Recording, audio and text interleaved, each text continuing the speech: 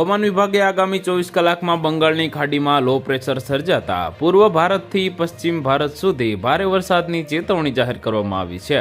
શનિવારે ઓડિશામાં ભારે વરસાદ પડ્યો હતો। હવામાન વિભાગે બિહાર, ઉત્તર પ્રદેશ, બંગાળ અને ઝારખંડમાં આગામી 3 થી 4 દિવસ માટે વરસાદની ચેતવણી આપી છે।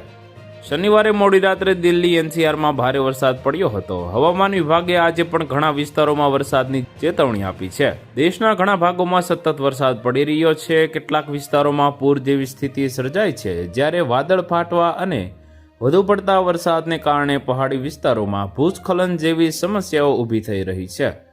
મોડી સાંજે દિલ્હી એનસીઆરમાં ભારે વરસાદ પડ્યો હતો, જેના કારણે ઘણા વિસ્તારોમાં પાણી ભરાઈ ગયા હતા અને ટ્રાફિક જામ થઈ ગયો હતો। હવામાન વિભાગે દિલ્હી અને એનસીઆર વિસ્તારોમાં 30 થી 40 કિમી પ્રતિ કલાકની ઝડપે હળવાથી ભારે વરસાદ, વાવાઝોડા અને પવન ફૂંકાવા માટે યલો એલર્ટ આપ્યું છે। તો વધુ માહિતી મેળવવા માટે ચેનલ સાથે જોડાયેલા રહો। વિડીયો પસંદ આવે તો લાઇક કરી દેજો। ચેનલમાં નવા છો તો સબસ્ક્રાઇબ કરી દેજો।